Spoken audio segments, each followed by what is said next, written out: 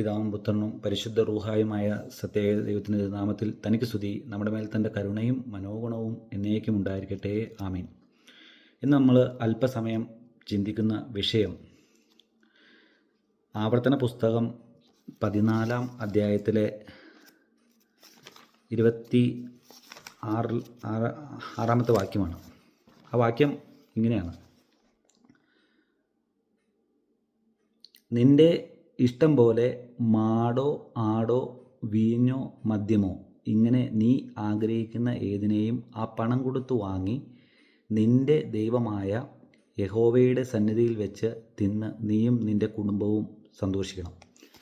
ഇത് ഇന്ന് സർവ്വസാധാരണയായിട്ട് നമ്മുടെ സുറിയാനിക്കാർ ഉപയോഗിക്കുന്ന 66 പുസ്തകമാണ്. ഇതിൽ 32,000 ചില വാക്കുകൾ തിരുത്തിയിട്ടുണ്ട്. സർവ്വസാധാരണയായിട്ട് ഈ പുസ്തകവും ഈ സത്യവേദ പുസ്തകവും അതുപോലെ തന്നെ POC ബൈബിളുമാണ് നമ്മുടെ അച്ഛന്മാർ ഉപയോഗിക്കുന്നത്.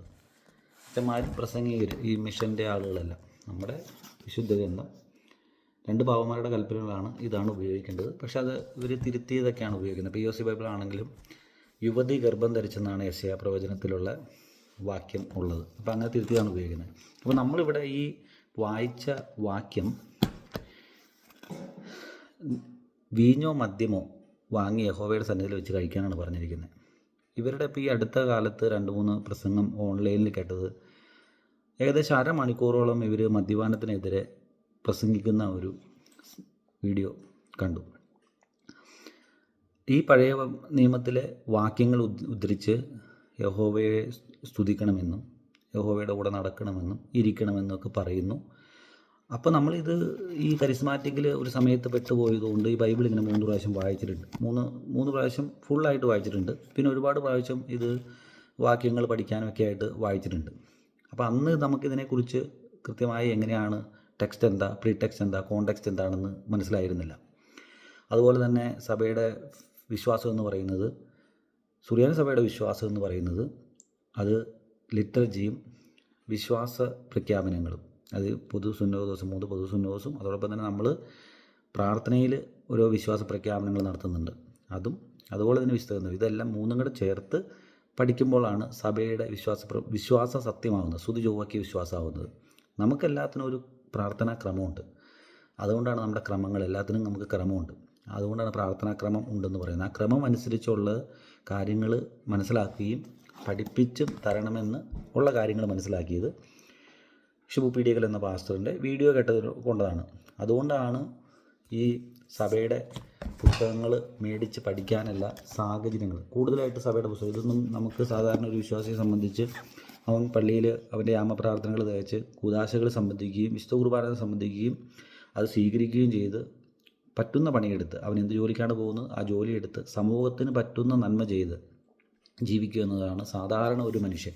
പക്ഷേ ഇന്ന് ആളുകളെ പ്രാർത്ഥനാ തൊഴിലാളികളാക്കി മാറ്റുകയാണ്, ആളുകളുടെ സമയം നഷ്ടപ്പെടുത്തുകയാണ്. ആളുകൾ അട്ടപ്പാടിയിലേക്ക് അണക്കരയിലേക്കും ഒക്കെ മുട്ടുകുത്തിയെന്ന് പ്രാർത്ഥിക്കാൻ ഓടുകയാണ്. മസ്നപ്സ ഇട്ട ഒരു വരെ അവിടെ പോയി നിന്ന് അച്ഛന്മാരുടെ മുമ്പിൽ മുട്ടുകുത്തിക്കുകയാണ്. അപ്പോൾ ഈ അവസ്ഥ കാണുമ്പോൾ, അതുപോലെ തന്നെ യാക്കോബേക്കാരെല്ലാം കൈ ഉയർത്തിപ്പിടിച്ച് പൊന്തിക്കോസുകാരെക്കാളും കഷ്ടമായിട്ട് പ്രാർത്ഥിച്ചുകൊണ്ടിരിക്കുകയാണ്. ഇത് കാണുമ്പോൾ നമ്മളിത് പഠിക്കുന്ന ഒരു സാധാരണ ഒരു യാക്കോബേക്കാരനെ സംബന്ധിച്ച് ഓരോ പ്രാർത്ഥനകളും പിതാക്കന്മാർ കൃത്യമായിട്ട്, ഇത് നമ്മുടെ ശീമ നമസ്കാരമാണ്, അതുപോലെ തന്നെ പാമ്പാക്കുട നമസ്കാരമുണ്ട്, പെങ്കീസ് നമസ്കാരങ്ങളെല്ലാം നമ്മുടെ ദേറക്കാരൊക്കെ ഉപയോഗിക്കുന്നുണ്ടോ.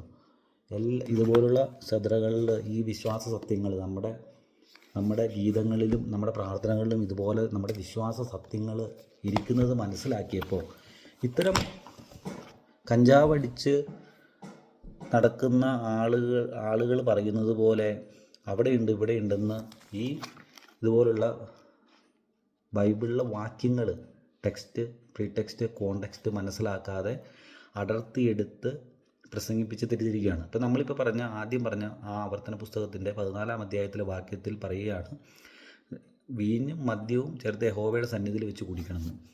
അതുതന്നെ നിങ്ങൾ ഗലാത്യർ 5-ാം അധ്യായത്തിൽ വായിക്കുമ്പോൾ അവിടെ കാണുന്ന 14 കൂട്ടം തിന്മകൾ പറയുന്നുണ്ട്. 14 കൂട്ടം തിന്മ ഉപേക്ഷിച്ച് 9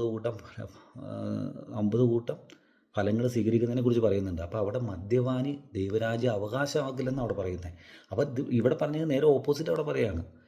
അപ്പോൾ ഇതെന്താണെന്ന് അതിനെക്കുറിച്ച് കൂടുതൽ മനസ്സിലാക്കേണ്ടിയിരിക്കുന്നു.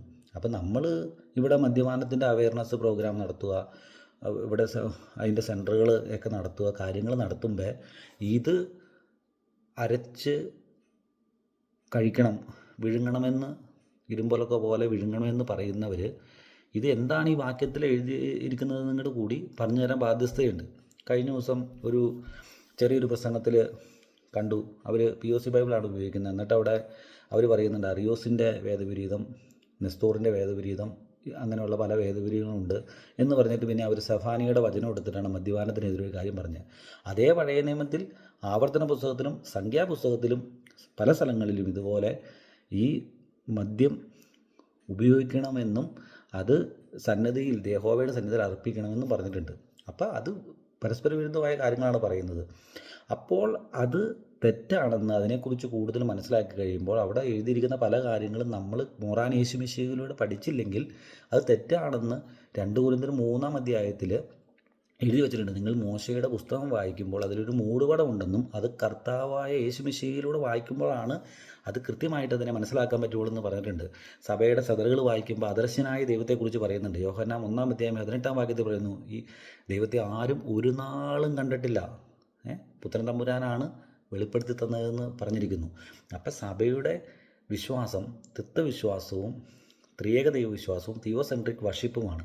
അത് എങ്ങനെയാണെന്നുള്ളത് മനസ്സിലാക്കണമെങ്കിൽ നമ്മൾ പെന്തിക്കോസ്തിയുടെയും അതുപോലെ തന്നെ ഹൂദോശുദ്ധയുടെയും ഒക്കെ സദറുകളിൽ എന്താണ്, പ്രാർത്ഥനകളിൽ എന്താണ് എഴുതി വച്ചിരിക്കുന്നത് എന്ന് അതിനെ കൃത്യമായി സഭയുടെ ക്രമത്തിലൂടെ പോയി മനസ്സിലാക്കുമ്പോൾ മാത്രമാണ് ഒരു സത്യവിശ്വാസക്ക് അവൻ്റെ വിശ്വാസത്തെക്കുറിച്ച് കൃത്യമായി മനസ്സിലാക്കാൻ പറ്റുള്ളൂ. പെന്തിക്കോസ്തുകാരെ കൂട്ടും കരിസ്മാറ്റിക്കുകാരെ കൂട്ടും അവിടെ നിന്നും വാക്യങ്ങൾ അടർത്തിയെടുത്താൽ സാധാരണ ജനങ്ങളെ അടിമകളാക്കി കാലിൽ ചങ്ങലയിട്ട് ധ്യാന കേന്ദ്രങ്ങളിൽ തളച്ചിടാം എന്ന് മാത്രമേ ഉള്ളൂ. അത് മാത്രമല്ല, കുറച്ച് കാലം കൂടെ കഴിയുമ്പോൾ അവൻ്റെ വിശ്വാസം തന്നെ നഷ്ടപ്പെടും. കാരണം ഇത് ഇലോജിക്കായിട്ടുള്ള കാര്യങ്ങളാണ് ഇവർ പ്രസംഗിച്ചുകൊണ്ടിരിക്കുന്നത്. കാരണം ഇവർ മദ്യപാനത്തിനെതിരെ ക്ലാസ് എടുക്കുകയും അതേ പുസ്തകത്തിൽ തന്നെ ഇവർ അത് 24 മണിക്കൂറും വായിച്ചുകൊണ്ടിരിക്കണമെന്ന് പറയുന്ന അതേ പുസ്തകത്തിൽ തന്നെ പരസ്പര വിരുദ്ധമായിട്ട് മദ്യം സേവിക്കണമെന്ന് യഹോവയുടെ സന്നിധിയിൽ അർപ്പിക്കണമെന്ന് പറഞ്ഞു വെച്ചേക്കുവാണ്. അപ്പോൾ ഇതെന്താണെന്ന് അവർ കൃത്യമായിട്ട് മനസ്സിലാക്കേണ്ടിയിരിക്കുന്നു. അപ്പോൾ ദൈവം എന്താണെന്ന്, ത്രിയേക ദൈവം എന്താണെന്ന് സഭ അതിൻ്റെ പ്രാർത്ഥനകളിലൂടെ കൃത്യമായി നമുക്ക് പറഞ്ഞു തന്നിട്ടുണ്ട്. അപ്പോൾ പ്രാർത്ഥനാ പുസ്തകങ്ങളിലൂടെ ആ വിശുദ്ധ ഗ്രന്ഥത്തെ പഠിച്ച് അതിൻ്റെ ടെക്സ്റ്റ്, പ്രീ ടെക്സ്റ്റ്, കോണ്ടെക്സ്റ്റ്, അതിൻ്റെ സാഹചര്യങ്ങൾ എന്താണ് പറഞ്ഞിരിക്കുന്നത്, എങ്ങനെയെന്നെല്ലാം പിതാക്കന്മാർ കൃത്യമായിട്ട് പറഞ്ഞു വെച്ചിട്ടുണ്ട്. ആ ഗീതത്തിലും അതിൻ്റെ പ്രാർത്ഥനകളിലും കൃത്യമായ അർത്ഥമുണ്ട്. ഇത് പറഞ്ഞ് മനസ്സിലാക്കി തരുമ്പോൾ അടുത്ത തലമുറ സ്തുതി ചൊവ്വാക്കി വിശ്വാസത്തിൽ ഉറപ്പായിട്ടും അവർ വരും. അപ്പോൾ അങ്ങനെയാണ് അടുത്ത തലമുറയെ വാർത്തെടുക്കേണ്ടത്. ഇന്ന് നടക്കുന്ന JS VBSും സൺഡേ സ്കൂൾ സിലബസും എല്ലാം പാശ്ചാത്യ സുവിശേഷത്തിൻ്റെ രീതിയിലാണ്. അത് ആളുകളെ പേടിപ്പിക്കുന്നതാണ്. അതേ സാധനം തന്നെയാണ് കരിസ്മാറ്റിക്കിലൂടെയും കൊടുക്കുന്നത്. അതാണ് ഇന്ന് പള്ളികളിൽ, ഇന്ന് ഈ കഴിഞ്ഞ ദിവസം ഒരു പള്ളിയിൽ എല്ലാവരും കൈ ഉയർത്തി പിടിച്ചുകൊണ്ട് ഇരുന്നിട്ട് മറ്റേ അന്യഭാഷ പറഞ്ഞുകൊണ്ടിരിക്കുകയാണ്. ഇതൊക്കെ എന്താണ്? ഇത് ആരോടാണ് പറയേണ്ടത്? ഇത് ഇടയന്മാരാണ് ഇതിനെ കൃത്യമായിട്ട് കൊണ്ടുവരേണ്ടത്. അവരിപ്പോൾ നമ്മളിത് പറയുമ്പോൾ ഇതിങ്ങനെ ഒന്ന് നോക്കണം, ഇതൊന്ന് അപേക്ഷിക്കുമ്പോൾ അവർ നമ്മളോട് പറയുകയാണ് വേറെ രീതിയിൽ. അത് ഇൻഡയറക്റ്റായിട്ടും അവർ ഉള്ളിലൂടെ അവർ ക്ഷമിക്കുന്ന സ്നേഹമാണ് പ്രസംഗിക്കുന്നത്. പക്ഷേ ഇവരൊക്കെ അവരുടെ അടുത്ത് ഒരു സ്നേഹത്തോടെ ചെന്ന് ഒരു കാര്യം റിക്വസ്റ്റ് ചെയ്ത് കഴിഞ്ഞാൽ അവർ നമ്മളെ കൊല്ലാൻ വരുന്നതിനേക്കാളും കഷ്ടമാണ്. ഉള്ളിക്കട പണിയാന്ന് കേട്ടിട്ടില്ലേ? ആ രീതിയിലാണ് പ്രവർത്തിച്ചുകൊണ്ടിരിക്കുന്നത്.